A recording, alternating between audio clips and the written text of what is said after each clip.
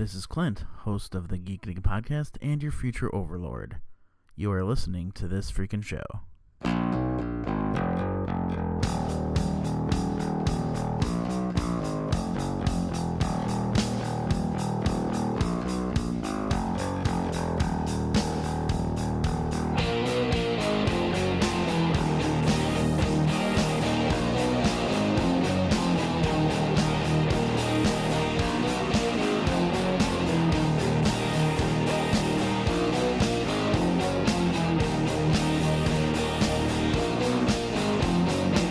What's up, everybody? I am Travis State. I'm Cartoon Joe. And welcome to another episode of This Freakin' Show.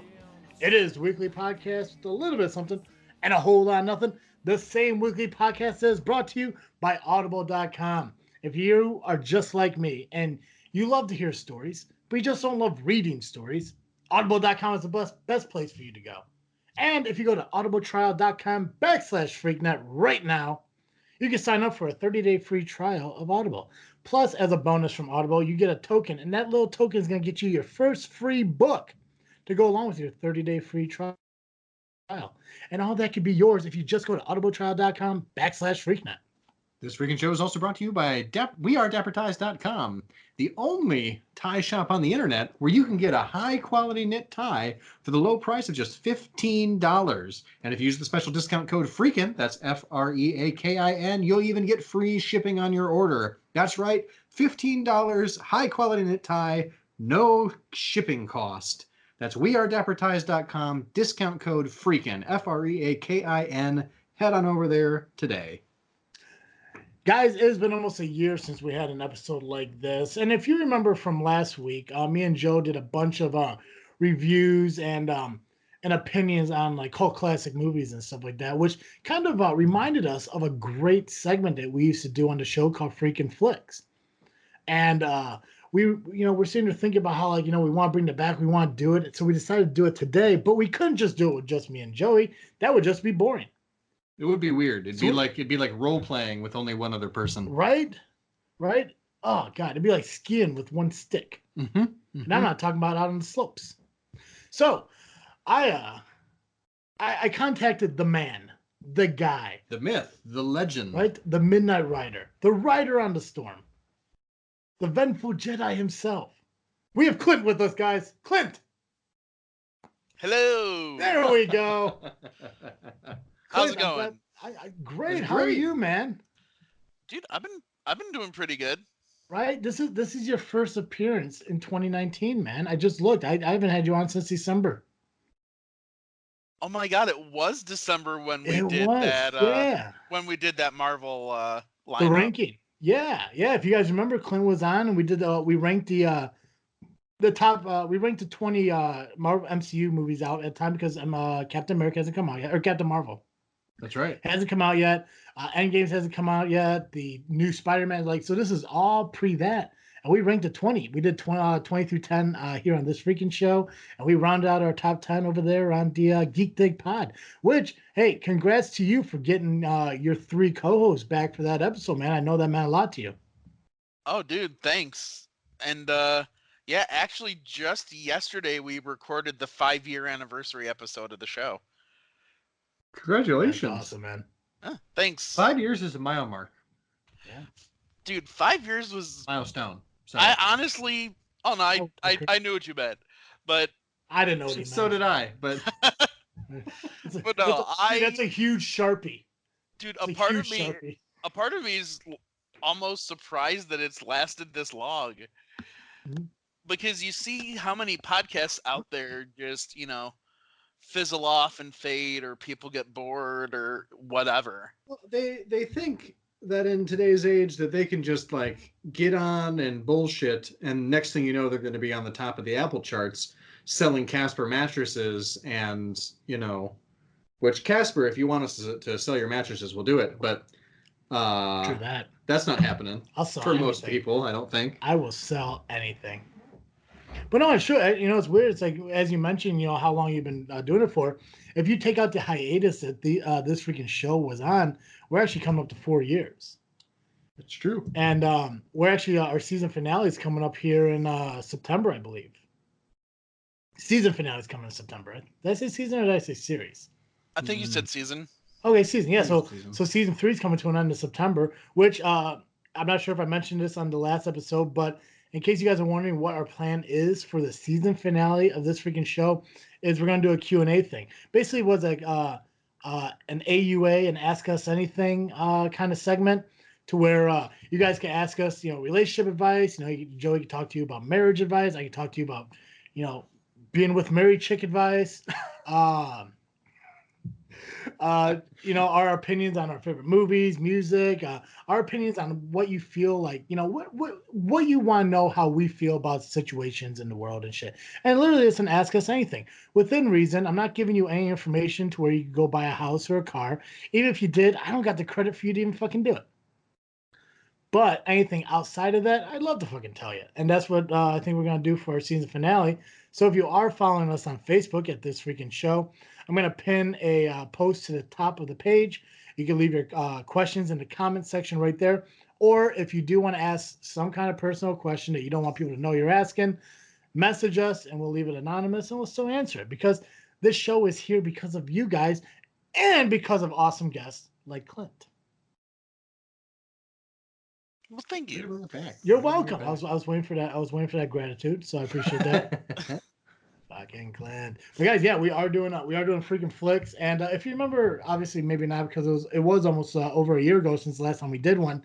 I did win that poll, but because Cartoon Joe has never won a Freakin Flicks before, I decided to give him an opportunity to show what he could do by giving us the information that we have today. So, of course, this is going to be a dumpster fire. Naturally. I realized as I was coming up with the criteria that I have never understood the assignment, which is probably why I always lose.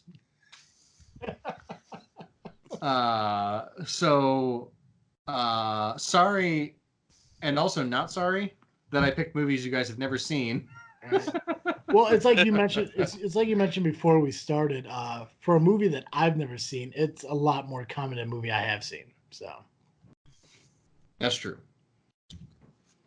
Yeah, that is true. So, Joey, since you are the host, the captain of the Freakin Flicks for today's show, I'm going to hand the episode over to you and go ahead, tell them the movies that each of us are doing, tell them what the twist is to it, and then you can go ahead and decide who you want to go first, and we'll see how this goes. And then, of course, when we're all done, there's going to be a poll up on our Twitter account where you guys can vote on which movie you like the best. Yeah. So my idea for this is these are remakes of classic films where the genre has been changed, and the twist, the M. Night Shyamalan twist, is that they are on a frontier that humanity has not explored in the present. So they don't, we're watching the movie the whole time. You never realize that it's a Western that takes place somewhere. It might be way in the deep sea that we haven't explored yet in our time. It may be somewhere in space that we haven't been to, somewhere interdimensional we've never been to. This is basically a space Western. But the audience wouldn't know it until you got to the very end. And so Clint, I have assigned The Devil Wears Prada. Travis, I have assigned Sleepless in Seattle, and I have assigned to myself You've Got Mail. Tom Hanks, Meg Ryan classic. Which one? Yours or mine? Mine. Mine too. Yep. Yeah, look at that. And then there's Clint with clothing. And there's Clint. Yeah, I get stuck with Meryl Streep and Anne Hathaway. Megastars. That's his 70s theme song. And then there's Clint. Oh, shit. Oh, yeah, man. Well, yeah, so you can decide who you want to go first in this. Clint, I feel like you win often enough that I'd like you to go first. Okay. Well, I'm definitely not going to win this one, for sure. But because I may or may not have completely understood the directions as provided by Mr. Travis. If it makes you feel any better, you have been on the show plenty of times. You know how unserious everything is. Oh, I know. You could give me the plot line to the fucking third Lord of the Rings, and I probably still believe that was fucking Patty Bates or whoever the fuck is in Prada. I'd know. Can I just give you the synopsis for Star Wars? No, I'm kidding. that was the hardest part about picking space opera as the twist for the genre, because everything I watch could be a space opera. Rock Lobster. Everything Marvel, everything freaking Star Wars. Oy. Oh yeah, I would totally. And dude, I kept thinking Star Wars stuff when I was doing this. I was just trying not to put names and things in there. Gotcha. Oh yeah, another thing, another twist we're gonna do to the segment is you have a 5-minute time limit. Oh, okay. So you gotta get your story. You gotta get your story in 5 minutes. Yeah, that won't be a problem. Yeah, that's good. I think that'll be pretty easy. Well, it's 5 minutes. You keep talking for 5 fucking minutes. So it might be 4. I don't get it. It better be 5. Yeah. You better. Well, I'm judging. I'll be kind. You better end it with like the intro to fucking Bohemian Rhapsody in that case. Well, all right. Okay. Clint, are you ready? I am. All right, 5 minutes. We're starting now. Okay, so we have Andy, who is a deputy on the planet of Black Marsh. It's a small remote planet, and the system that he's in, it's just a cluster of smaller inhabitable planets. And he's sort of the new deputy for this for the head guy, Michael Waterman, who runs the place. And he's there for a year until his wife returns from a diplomatic mission, and they can go elsewhere and just retire and ride off into the Star Stream. And being the new guy in town, he's kind of struggling to find his spot, and he doesn't really want to be there, but it's the best thing to build up a little extra cash and things, for when his wife comes back. And he's just succumbing to every crazy freaking demand that that Waterman can come up with. But over time, he's becoming. In time, Andy's becoming more driven and growing more in his commitment and trying to prove that he can do this. And you see his relationship starting to strain a bit. That they're saying that he's changing, that Andy's not the same guy that he used to be. Well, one day Waterman decides to threaten to just eject Andy off of the planet if he can't find a rare meat that he wants to be able to eat. And there's people thinking that this species no longer exists. Andy ends up using the resources of a friend of his who works with the Intergalactic Organic Preservation Society, and gets lucky and finds a suitable specimen, and and provides it, thus saving his job. Then they come into a meeting where they're trying to discuss things with the planet. Waterman's like completely fumbling, just because he was, at some like drunken cocaine bender or something the night before, and just not on his game. So Andy steps in, speaks up, and saves his ass. Waterman's like, okay, you're coming on this diplomatic mission with me. We're going to go to this next planet here that we're trying to build a trade agreement with. And he doesn't really want to go, but he does because Waterman threatens to, again, eject him from the planet if he disagrees. So Andy goes, and the night before the agreement, before the meeting, he's walking around and he overhears that the leaders of the planet where they're at is plotting this trade route to open up a way for them to sneak in additional forces and things, and they're planning to invade and take over this planet because they want to be able to take everything over, form an empire, and start expanding and just start taking over things. Like total Napoleonic complex. And Andy later discovers that one of the people that are in this conversation is his wife. She wasn't really on a diplomatic mission. She was working with she was basically sleeping with the enemy, so to speak. So he confronts her. He makes it, he reveals their plan to Waterman. They report everything to the Galactic Council. It's kind of like the United Federation of Planets from Star Trek. 2, 1. Any final thoughts? Yes. The very final part, it's like a year later, you see Andy run into his wife in a marketplace. He nods, says hello. She doesn't respond. He walks off, but then it pans back to her and she cracks a little smile. Nice. That was nice. I like it, man. I like it. I like the start was very strong. I really enjoyed I think you changed the genders of the characters, which I thought was an interesting move. I did. Andy was apparently the name of Anne Hathaway's character, but I decided to make it. I decided to swap I decided to swap genders a little bit. I liked it. I had no problem with that. At first, I thought you were talking about Toy Story. So I hear Andy. I'm thinking Tom Hanks. I'm like, is this Buzz Lightyear's fucking house? Like, where the hell are we at here? But good job, Clint. I like it. Oh, thank you. Enjoyed it. Yeah. Enjoyed it. Yeah.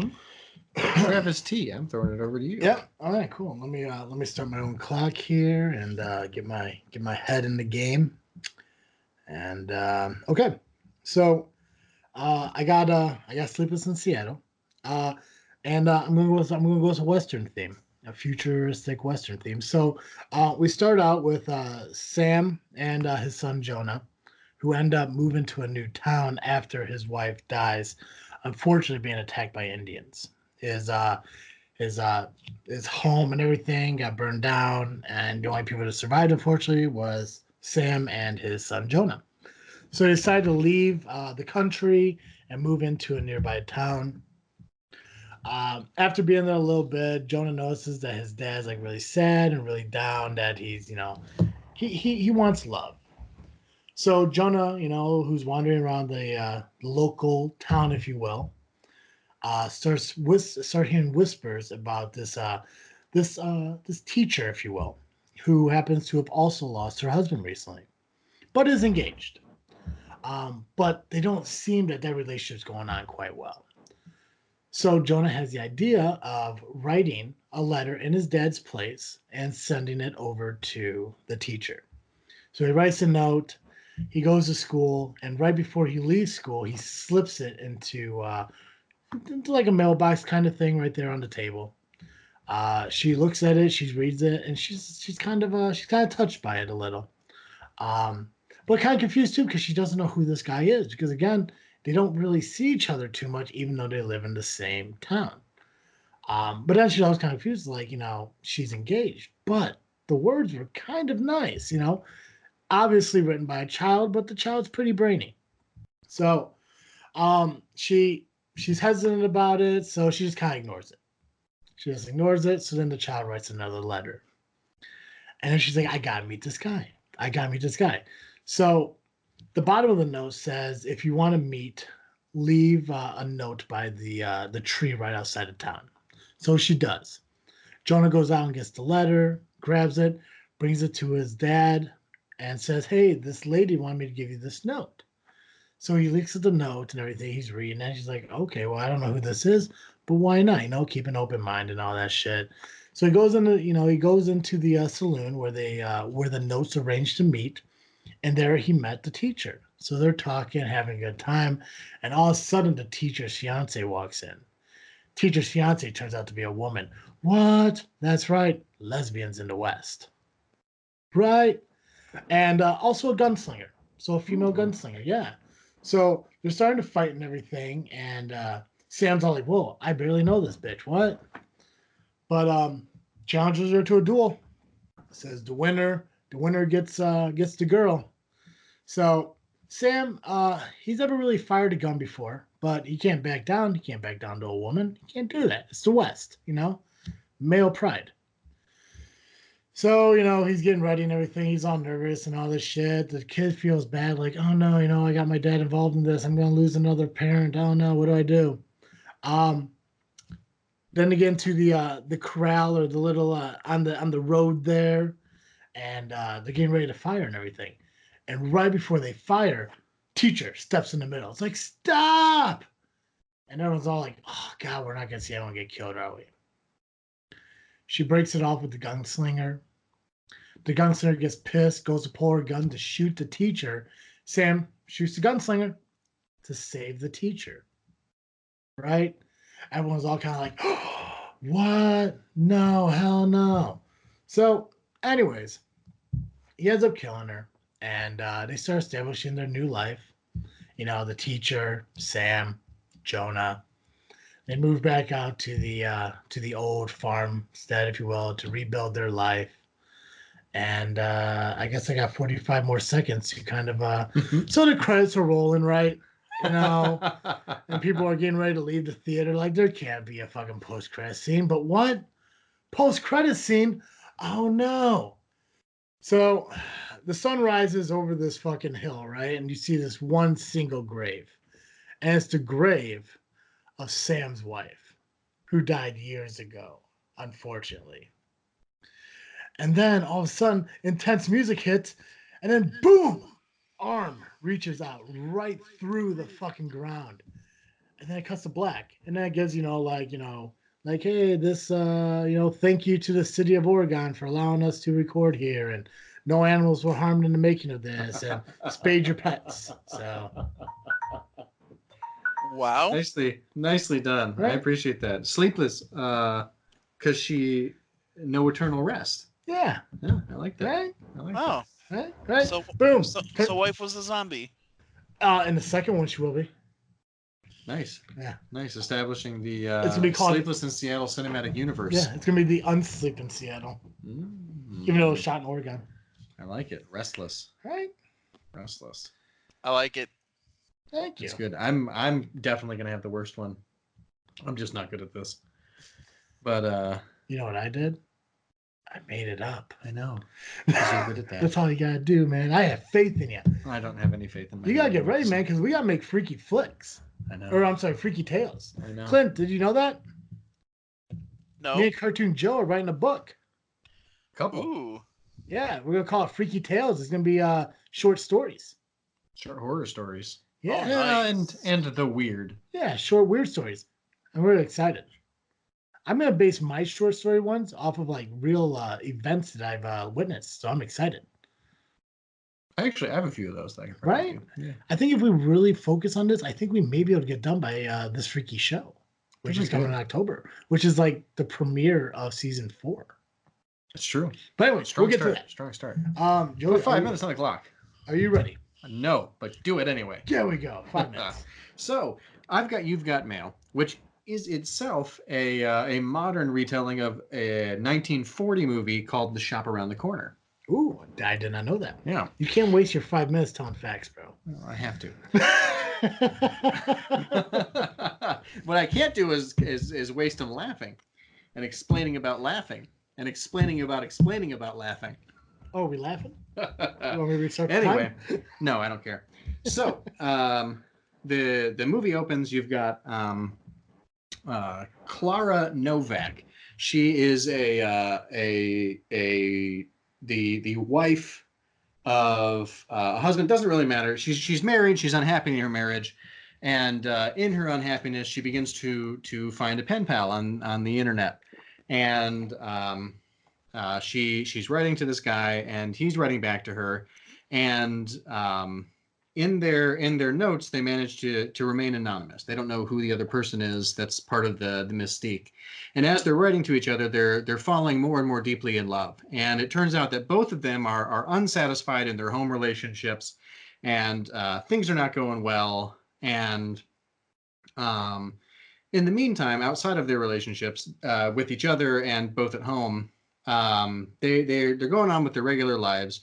She is a farmer in a place, we don't know where, and she's doing her best to keep the farm going. Her husband is doing his best to keep the farm going, but he's away from home a lot. She's sort of home alone, just tending to the garden, and he's going out trying to make sales and build their family farm up, enterprise wise. Mm-hmm.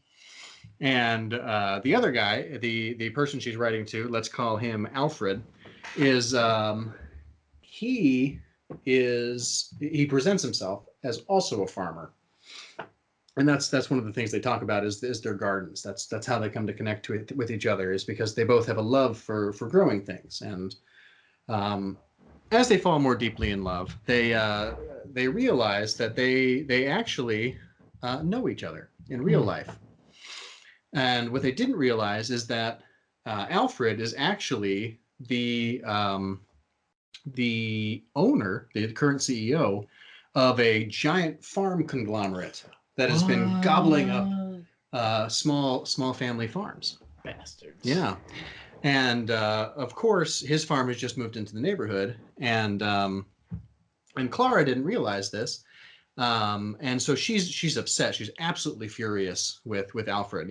How dare you get me to fall in love with you? Why were you using our letters our emails to convince me to fall in love with you? Were you trying to steal my secrets? Were you trying to use this against me so that you could get a hold of the farm? In the meantime, her husband has figured this all out. He knows that she's been seeing somebody. He has suspected that she's had an affair, mm-hmm. and he realizes it's Alfred, the owner of this farm conglomerate. And in a moment of human desperation, he kills himself. It's dead.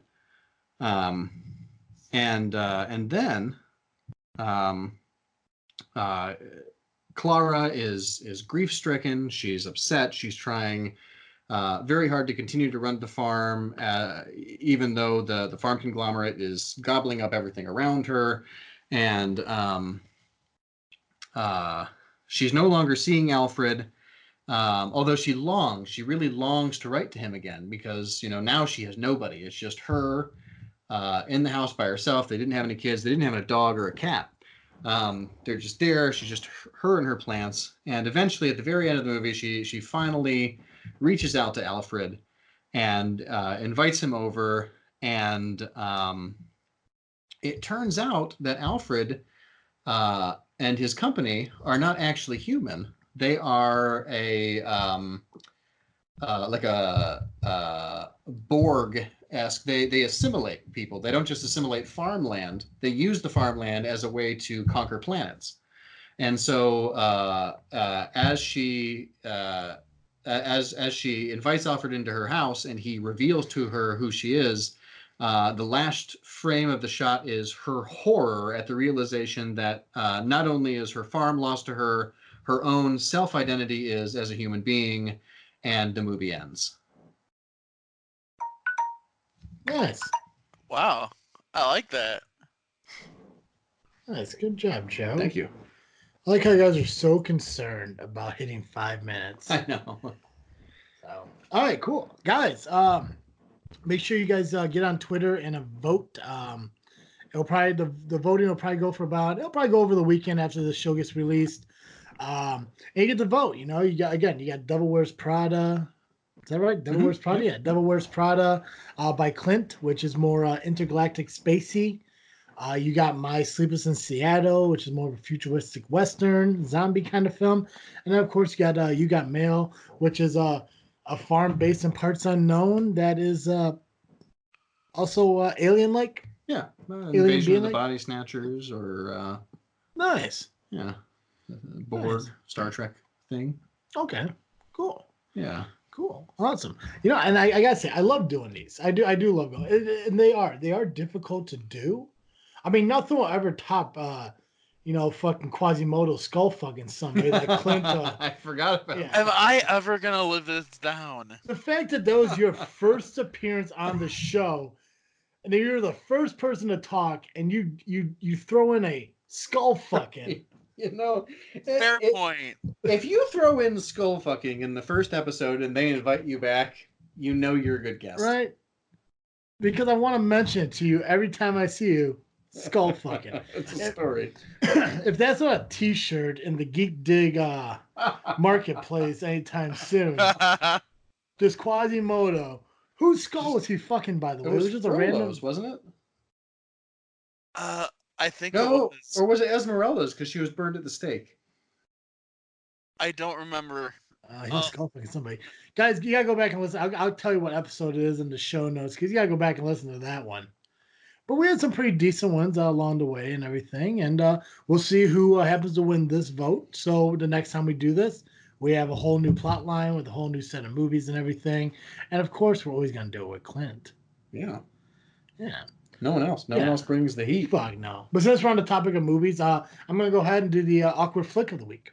Oh, please do. Yeah. So my awkward flick of the week, as continue to pay homage to the awkward Colin, I picked Shazam. Oh, nice, Yeah. nice. Yeah. Which fun fact for everyone, Clint, you saw Shazam, right? Yes, I have. Joey, you have not. I have not, but Okay. I know the premise. Okay. So fun fact to everybody, Shazam's not a children's movie. No? Not one bit. In my opinion, it is not a kid's movie whatsoever. And I thought it was. I thought it was like a PG, goofy superhero movie. It is not. But it is a great fucking movie. All right. Like, for being a DC movie, and I'm not a DC guy, but it was a pretty good movie. If you guys don't know what it is, to tell you what it is without giving away the plot lines and everything. Speaking of Tom Hanks film, it's big with superpowers. Pretty much, yeah. It really was. Yeah. So obviously there's this kid who gets drawn into this cave-like environment and is given the powers of Shazam, a champion. And then he has to, he spends the movie trying to, work on his powers and hone his powers, figure out what he is. And of course, there's a villain because there has to be a supervillain in it.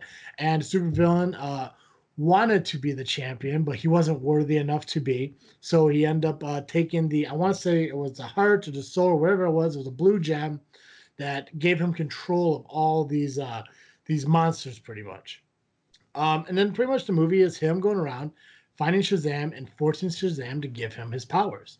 Shazam, the little boy who, before he became Shazam, he's a foster kid. He's in a foster home. He just says the word Shazam and he poofs into Shazam. He does some shenanigans. It gets him in trouble, but then he kind of learns how to be more of a respectful person and eventually finds a true family. I got to tell you, the worst part of that entire fucking movie is when he finally finds his mom. That part fucking sucked. And Clint, you know what I'm talking about. Oh, yeah. I don't know. Yeah. It's just guess. Right? Do you want me to tell you? No. I mean, yeah. It won't but no. ruin. It won't ruin the movie. If it think- won't ruin the movie, I don't I'd think like it'll to ruin know. the plot line. All right. So he is separated from his mom. That's how he ends up in foster care. And eventually he finds his mom. Yeah. And he apologizes to his mom for running away because he really didn't run away. He just tried to pick up his toy that he dropped. And when he's sitting there with the cop, the mom admits that she saw him with the cops and he just walked away. So she really didn't want him to begin with, which was unfortunate. Again, she was a 17-year-old with a child. So that part really sucked. It doesn't destroy the plot line of the movie in any way, but it's one of those. It's almost kind of like an Ant-Man, Guardian of the Galaxy, Thor Ragnarok. It's an action movie with a lot of comedy in it. Gotcha. I like that. But go ahead. Sorry. But with that family element, the whole reason they pushed that thing with the mom, and up until that point of the movie, that was all the kid wanted. He was tracking down his mom. Oh, okay. And the only thing he wanted was to be reunited with her and have a real family again. Gotcha. So that's the B plot is. Yeah. Gotcha. Yeah. So they used that point that point of the movie to shift it to realize, hey, this foster house that he's in with all these other foster kids is his actual family. That's sort of like the turning point in like the B plot of the movie. And I gotta say, if I was to be a foster kid, I would love those foster parents. Oh, me too. They were the coolest fucking They parents. were cool fucking parents. So and you guys know how my ranking system works in this. Like I'm not like Awkward Con where I get everything a fucking 4 or a 5. But you know what? This one was pretty high on my list. So I'm actually gonna give it like a 3.5, maybe even a 4, because it was really good. It kept my attention through the whole thing. There wasn't like a low point where it seemed like it was kind of dragging on. There were certain points in the movie, and I'm going to try to describe this as best as I can. Like, like those points where like you seem like the hero is down and out, but then he kind of like stands up and takes control. I feel that happened a lot in this movie, like at least 4 or 5 times, where you think like, oh my God, this is the big battle where he overcomes it, but then he gets his ass kicked. But then it happens again. Like, I didn't like that because it seemed like that happened way too much. But it was funny. They had like the comedic comic relief in it. It showed images of people dying, but not like it wasn't a gory way, but fucking people did die. It gave you it gave you an origin story of not only Shazam but the villain as well. But it didn't like take up the entire movie. I think it went pretty well. I guess I'll give a final vote of 4 out of 5 or 8 out of 10, however you guys want to look at it. And I definitely recommend, if you haven't seen it, definitely it's worth renting on Comcast. If you've seen it in theaters, definitely buy it because it's going to be a movie you're going to want to watch again. And if you haven't seen it, you don't want to pay for it, I'm sure it's definitely going to be free eventually. Make sure you take the opportunity to catch it and watch it because it definitely was good. And it left it open for a sequel, obviously a post-credit scene. So if the sequel is coming around, it's definitely going to happen. Clint, do you kind of agree with me? It's about 4 out of 5. I mean, it wasn't perfect, but it was pretty damn near close. Yeah. Okay, cool. Yeah. Now the other thing, yeah, a lot of times you felt that this one was, well, I mean, obviously, like Travis said, it's not a kid's movie, but it was more, it felt geared more toward family than other, when you watch than the other DC movies. When you watch the movie trailer, it looks like it's a kid's movie. Oh yeah. Yeah. Okay. But they treat the themes a little more maturely. Yeah. And there was one of the enemy creatures in the movie was like the stuff of nightmares. Oh yeah. All right.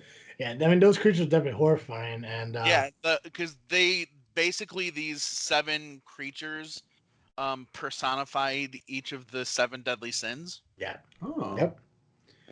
And dude, gluttony. That's all I'm gonna say. Travis, I'm sure you remember.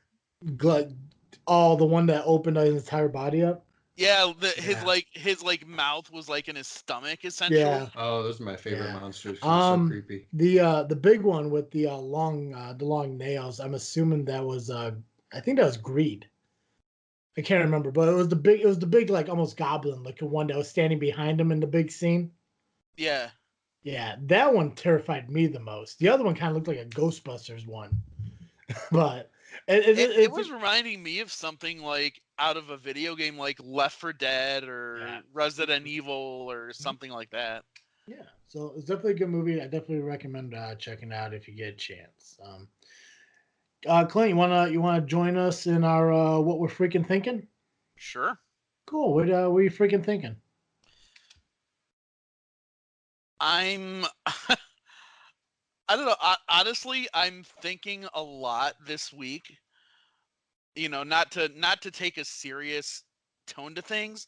Yeah. But I'm thinking a lot about mental health this week. Okay. Good. I have a friend who deals with, a fair amount of like depression and PTSD, and I've been trying to help him through some stuff. And I don't know if you guys know this, mainly because I don't publicize it on Facebook too often. but I've been doing a lot of like video game streaming this year. Yeah, through Twitch. I remember. Us talking about that not too long ago. Yeah. Yeah, and I actually just the other day, I got signed up for a slot for this charity stream that I'm going to be involved in, where we're actually like promoting mental health awareness. Nice. And the games that we're doing deal with some aspect of mental health.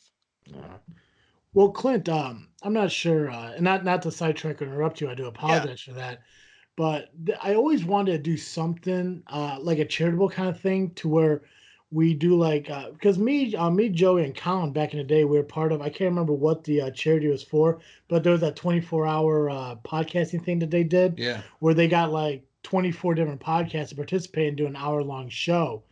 That's something I was always interested in doing and trying to find something like, trying to find a way to make that work.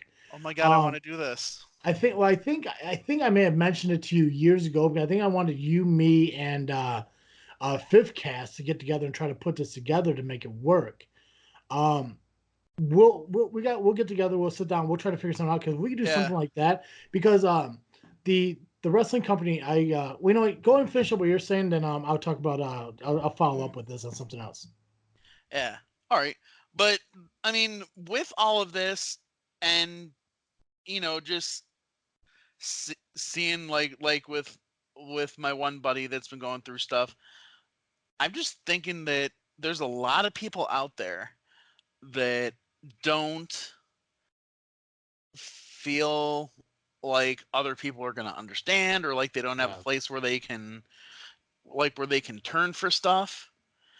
And it's a thing with me. I want to make sure that people know that they're cared for and loved, that they're not alone in things, that they do have an outlet, they have somewhere to go if they need to vent. A lot of people feel like if they bring something to somebody, that they're being a burden, or they're being troublesome. Sure.